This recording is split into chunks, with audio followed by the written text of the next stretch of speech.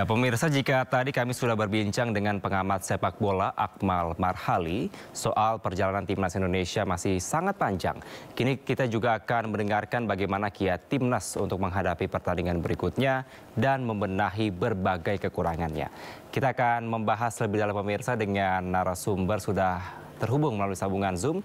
Ada manajer timnas Indonesia, ada Pak Sumarji. Selamat sore, Pak Sumarji. Ya, selamat sore. Assalamualaikum. Waalaikumsalam. Sebelumnya kami mengucapkan selamat atas kemenangan timnas Indonesia melawan Arab Saudi kemarin. Pak Sumarji, tentu merupakan suatu kebanggaan buat kita juga masyarakat Indonesia. Tapi kalau dari sisi official ataupun dari timnas sendiri, apa yang perlu dievaluasi meskipun kemarin menang 2-0 melawan Arab Saudi? Ya, baik. Terima kasih. Jadi kalau kaitannya dengan soal evaluasi tim, tentu ini akan kita jadikan pertandingan kemarin ada beberapa catatan dan evaluasi yang untuk bisa kita lakukan perbaikan ke depan. Dikarenakan satu, pertandingan kemarin lawan Arab Saudi itu pertandingan yang masih ada beberapa hal yang jadi catatan dan itu kemarin sedikit sudah disampaikan kepada para pemain, tetapi kembali lagi untuk evaluasi secara keseluruhan pasti nanti akan kita lakukan, tentu dilakukan oleh tim kepelatihan dan kami, tim ofisial.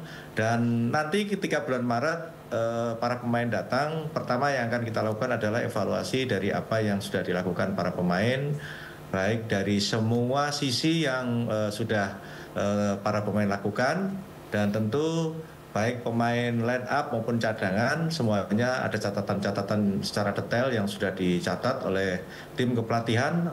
Nanti ketika kita kumpul bulan Maret, semuanya harus bisa disampaikan dan bisa dijadikan koreksi buat para pemain untuk perbaikan. Gitu. Oke, Pak Sumarji, tadi kami juga sempat mewawancarai dari pengamat sepak bola Mas Akmal yang juga telah menyoroti beberapa poin terkait dengan bagaimana disiplin dari para pemain. Kalau kita melihat kemarin kan sebenarnya Indonesia telah unggul 2-0. Tapi ini ada kartu merah yang dilakukan oleh Justin Hapner. Ini apa yang perlu Anda lihat, Pak, sebenarnya dengan adanya kartu merah ini? Ya, baik, terima kasih. Jadi kan memang kita tahu bahwa treatment terhadap Justin itu berbeda. Karena kita tahu bahwa memang pada diri Justin itu kan memang boleh dikatakan agak sedikit keras, sehingga kita juga harus memberikan treatment tersendiri kepada Justin agar supaya ke depan tidak terulang kembali kaitannya dengan soal kena kartu merah. Sekali lagi, masing-masing diri pribadi para pemain kami sudah punya catatannya, dan setiap selesai game pasti kami akan selalu mengevaluasi dan memberikan koreksi kepada para pemain. Dan catatan-catatan itu penting sekali untuk para pemain ketahui dan agar supaya tidak diulangi kembali. Seperti itu. Baik. Berarti akan dilakukan evaluasi secara menyeluruh begitu ya, Pak Sumarji. Tapi Pak, kalau kita melihat dari pertandingan sebelumnya melawan Jepang, ini Indonesia kalah telak 0-4.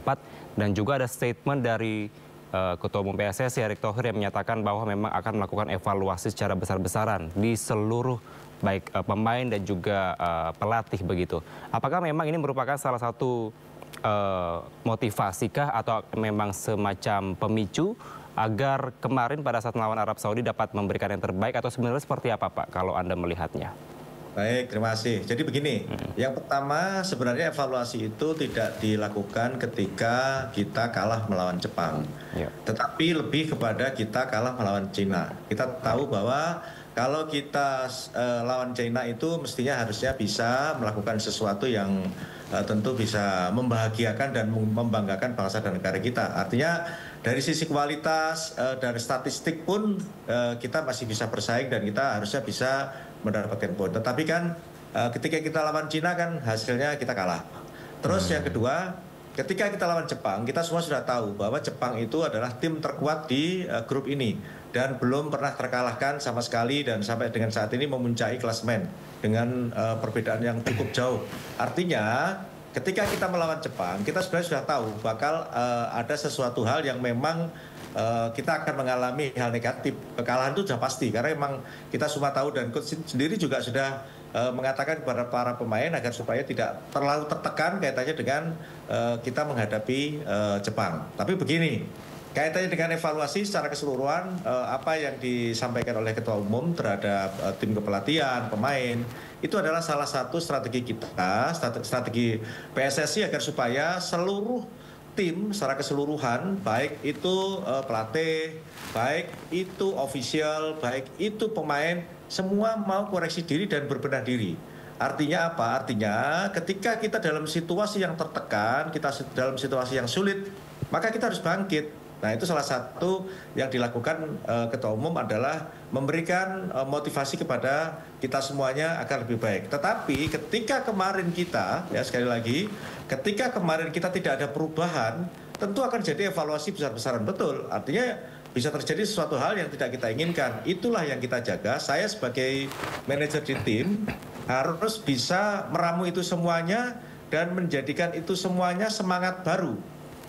Sehingga apa? Sehingga di tim itu kembali ada kepercayaan antara pemain dan pelatih dan secara keseluruhan. Jangankan kepada pelatih, pemain, kepada terapi pun itu harus percaya. Sehingga betul-betul anak-anak termotivasi lebih dan bisa menghasilkan sesuatu yang betul-betul bisa membanggakan untuk bangsa dan negara. Dan sudah dibuktikan oleh para pemain, oleh pelatih, dan oleh ofisial secara keseluruhan.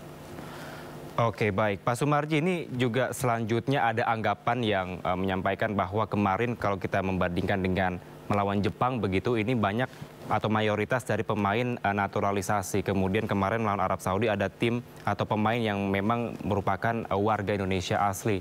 Dan juga dapat mencetak gol 2-0 bahkan dari Marcelino Ferdinand. Bagaimana Anda melihat atau menanggapi pernyataan atau anggapan-anggapan seperti itu, Pak? Jadi begini, ini yang saya semestinya sudah tidak perlu lagi sekarang itu diperdebatkan kembali. Ingat ya, 11 pemain starting ya dan pemain cadangan yang ada, mereka itu bekerja itu bersama-sama, bukan hanya yang bekerja itu Marcelino saja.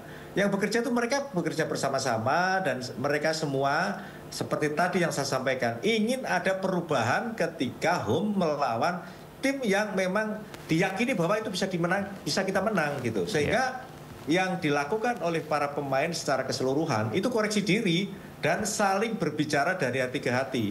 Itu yang dilakukan kemarin itu. Sehingga ketika Marcelino cetak gol itu juga berkat kerjasama tim secara keseluruhan. 11 pemain yang diberikan tugas dan menjawab untuk membela bangsa dan negara. Jadi kembali lagi, jangan kembali lagi kita mengkotak-kotakkan lagi ada pemain naturalisasi dan bukan. Nggak usah sama-sama. Mereka itu sama-sama dan saya selalu katakan kepada para pemain tidak ada perbedaan latar belakang dari manapun semuanya sama sehingga para pemain itu sudah betul-betul menyatu, sudah tidak pernah ada lagi dan sebenarnya dari dulu juga nggak pernah ada di dalam tim itu membeda-bedakan, nggak ada. Semuanya itu kerja satu ikatan bersama, terus satu tujuan bersama, kita kepengen lolos ke mendapatkan tiket ke Piala Dunia, seperti itu. Baik, semua bekerja sama satu tim, satu tubuh, tidak ada yang dikotak-kotakan begitu ya Pak Sumarji. Pak, kalau kita menatap ke depan, ini masih ada 4 laga kalau saya tidak salah, ada 4 laga. Penentu apakah Indonesia nantinya dapat lolos di babak kualifikasi Piala Dunia 2026 zona Asia ini. Dan juga apa yang perlu atau bagaimana Anda bisa memberikan informasi kepada kita semua terkait dengan bagaimana strategi yang akan dilakukan dari Timnas agar memang harapan seluruh masyarakat terutama supporter Indonesia dapat tercapai begitu Pak kira-kira. Ya, terima kasih. Jadi begini, yang pertama saya juga sampaikan, Ketua Umum sudah memberikan arahan secara teknis kepada saya untuk kita juga berbicara secara keseluruhan kepada tim. Yang pertama, perlu saya sampaikan bahwa semua itu ada hitung-hitungannya. Artinya apa? Ketika kita menyisakan 4 game, home 2 dan away 2. Home 2 kita melawan Bahrain dan Cina. Selanjutnya away itu lawan Australia dan Jepang. Itu hitung-hitungannya ada. Artinya begini, hitung-hitungannya ketika kita home ya, kita home melawan Bahrain dan kita home melawan Cina, kita harus betul-betul fokus, detail, konsentrasi dan semuanya lebih agar supaya bisa mendapatkan 3 poin masing-masing tiap pertandingan. Artinya kita bisa mendapatkan total 6 poin. Selanjutnya ketika kita away kita harus bisa mendapatkan poin, terutama ketika kita melawan Australia. Ya, ketika kita melawan Australia itu kita harus dapat poin. Syukur-syukur kita bisa mendapatkan 3 poin. Nah, bagaimana dengan lawan Jepang? Lawan Jepang ya kita akui akan sangat sulit, akan sangat berat dan akan sangat menyulitkan karena kita tahu Jepang itu ya betul-betul tim yang sangat luar biasa kuatnya. Tetapi kembali lagi lawan Jepang kita adalah UE terakhir. UE terakhir, mudah-mudahan semua juga mungkin ada mukjizat dari Yang Maha Kuasa atau mungkin ada sesuatu hal yang kita tidak tahu. Sehingga kita juga bisa mendapatkan poin, entah itu 1 poin atau mungkin yang lain. Jadi artinya kalau kita berhitung, ketika kita melawan Cina, kita melawan Bahrain harus total bisa sapu bersih mendapatkan 6 poin. Lawan Australia kita paling tidak mendapatkan 1 poin. Jadi dari angka yang ada sekarang 6, kalau kita hitungan 6 ditambah 7 berarti kan 13. Artinya kalau itu kita akan bisa, insya Allah kita akan bisa landing di 3 besar. Paling jelek kita 4 besar, seperti itu. Oke, baik. Pak Sumarji, terakhir, apa yang ingin Anda sampaikan terutama kepada seluruh masyarakat dan juga supporter Timnas Indonesia untuk bisa tetap mendukung dan juga tidak pesimis terhadap Timnasnya sendiri? Silakan, Pak. Baik, terima kasih. Yang pertama, saya tentu mengucapkan banyak terima kasih kepada seluruh supporter yang ada di Republik ini yang semalam betul-betul memberikan dukungan, doa, support yang sangat luar biasa. Dari pelosok-pelosok desa banyak yang nonton bareng, di tempat-tempat banyak titik menyelenggarakan kegiatan nonton bareng, apalagi yang hadir langsung di GBK. Nah, itu bentuk dari dukungan, support, dan tentunya doa dari seluruh masyarakat Indonesia kepada Timnas. Dan kita semua meyakini ketika dukungan dari seluruh masyarakat Indonesia itu betul-betul tulus dan ikhlas, pasti akan mendapatkan sesuatu yang baik. Nah, ke depan kami tentu sangat dan sangat berharap support dukungan dari seluruh masyarakat Indonesia tanpa terkecuali, karena kita kepingin bisa mendapatkan tiket Piala Dunia. Dengan dukungan, support dari seluruh masyarakat Indonesia, didasari harus percaya kepada kami semuanya yang ada di tim, harus percaya kepada federasi yang betul-betul ingin membanggakan, ingin berprestasi, dan ingin mengharumkan nama dan bangsa kita di kancah dunia. Insya Allah sama-sama kita berusaha, insya Allah kita sama-sama berusaha. Kalau ada usaha, ada doa, insya Allah Yang Maha Kuasa pasti akan memberikan kemudahan kepada kita semuanya. Terima kasih. Baik, doa terbaik untuk seluruh pemain dan juga seluruh ofisial yang bekerja keras di lapangan maupun di luar lapangan. Terima kasih manajer Timnas Indonesia, Pak Sumarji, telah bergabung bersama kami di Sindo Sore. Salam sehat selalu. Terima kasih.